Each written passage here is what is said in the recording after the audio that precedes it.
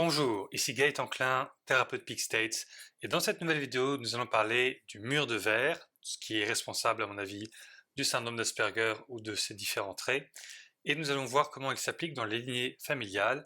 Évidemment, c'est une suite des précédentes vidéos sur le sujet. Donc aujourd'hui dans cette vidéo, je vais vous montrer comment ces traits du syndrome d'Asperger peuvent se répercuter d'une génération à l'autre, et pourquoi est-ce que c'est quelque chose qui se retrouve dans nos lignées familiales, et qu'est-ce qu'on peut faire avec ça.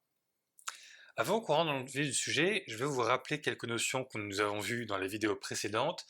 Et une notion très importante à comprendre aujourd'hui, c'est que vous pouvez avoir des symptômes dits subcliniques ou sous-cliniques. C'est-à-dire que le syndrome d'Asperger, c'est un trouble à spectre, c'est-à-dire que l'intensité peut en varier, ça peut aller de 0 à 100%, et on peut se trouver n'importe où le long de ce spectre. Et je parle bien du syndrome d'Asperger en lui-même, je ne parle même pas de l'autisme ou du TDAH, etc. Chacun de ces caractéristiques est un trouble à spectre, donc on peut être plus ou moins fortement impacté et placé à différents endroits sur cette échelle. Donc vous pouvez vous-même avoir des symptômes qui ne sont pas assez intenses pour que vous soyez diagnostiqué formellement. Cependant, dans ce cas-là, vous vous sentez quand même différent et vous sentez qu'il y a une difficulté dans la connexion avec les autres, qu'il y a quelque chose un peu bizarre, quelque chose qui ne va pas. Et surtout, vous pouvez sentir ce mur de verre autour de vous, ce fameux mur de verre, cette barrière invisible dont je vous ai déjà parlé dans les vidéos précédentes. Évidemment, vous allez le sentir plus ou moins fort en fonction de l'intensité de vos symptômes aussi. Donc gardez à l'esprit que vous pouvez avoir des symptômes qui sont très mineurs, qui sont très légers, qui font que ça ne vous pose pas énormément de problèmes, que vous avez su vous y adapter, mais qui sont quand même présents. Et nous avons vu dans la vidéo précédente que ce fameux mur de verre apparaît dans notre développement prénatal, avant notre naissance. Et dans notre système, dans notre technique, nous cherchons à comprendre à quel moment avant la naissance les choses se mettent en place, parce que c'est souvent là que les mécanismes les plus structurels de notre psychisme et de notre biologie se mettent en place. Si un événement comme la conception, par exemple, quand le spermatozoïde et l'ovule fusionnent pour devenir vous, la première cellule qui devient vous, si cette cellule-là a certains problèmes structurels, eh bien, tout le reste de votre être va avoir ces problèmes structurels. Donc on cherche à comprendre comment est-ce que tout ça fonctionne. Et ce développement biologique, il doit correctement se passer quand tout va bien, mais il peut être perturbé par des dommages épigénétiques. Je reviendrai sur ça un peu plus tard. Ces dommages épigénétiques, très simplement, ils sont causés par des traumatismes générationnels dont nous héritons.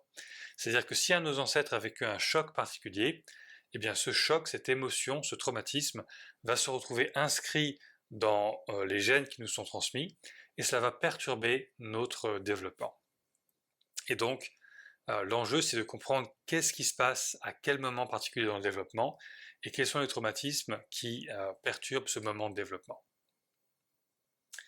Et par conséquent, le mur de verre explique la majorité des symptômes du syndrome d'Asperger. Et ça veut aussi dire que c'est héréditaire, c'est transmis par les parents à leurs enfants. Mais comment ça marche exactement? Eh bien, ce mur de verre il peut être installé soit d'un côté du corps, soit des deux côtés du corps, soit aucun.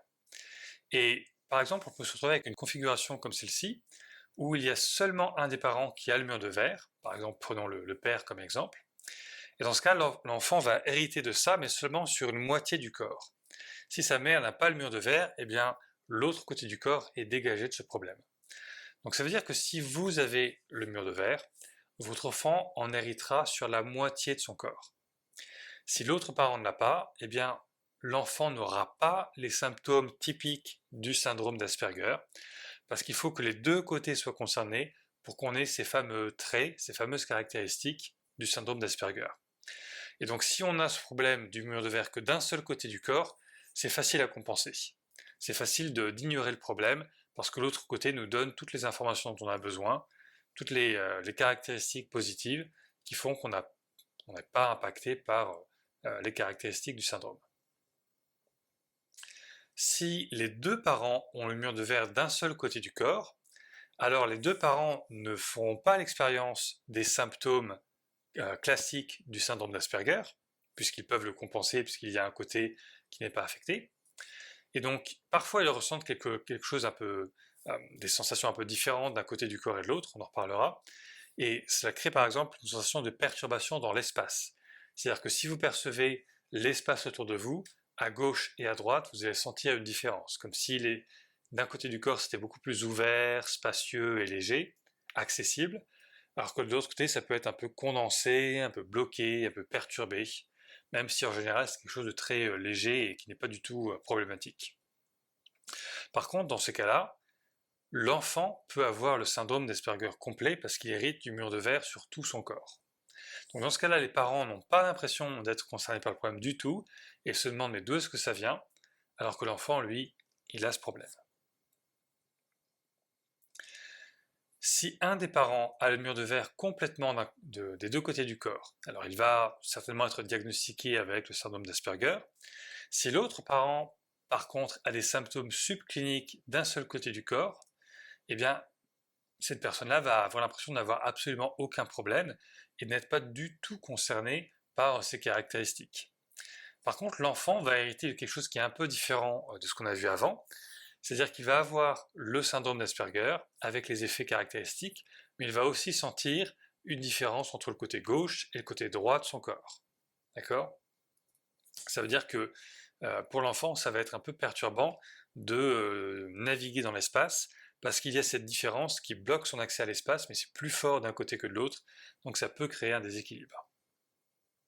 Donc vous voyez qu'il y a vraiment plein de situations différentes. Il se peut aussi que les deux parents aient des symptômes subcliniques et qu'ils ne soient donc pas diagnostiqués. Par exemple, disons qu'ils ont 20%, ils sont à 20% sur l'échelle qui va de 0 à 100. Et dans ce cas-là, ils vont ressentir n'avoir aucun problème parce que c'est très léger, c'est très facile à compenser. Mais l'enfant peut avoir un syndrome qui est à plus forte intensité et peut avoir des symptômes qui sont plus forts. Et donc, il peut être aussi diagnostiqué ou pas. Ça va dépendre de la fiabilité du diagnostic. Mais il peut en tout cas avoir des effets qui sont plus forts, plus négatifs, plus difficiles à compenser. Donc, comme vous l'avez vu, c'est un problème héréditaire qui se transmet génétiquement d'une génération à l'autre.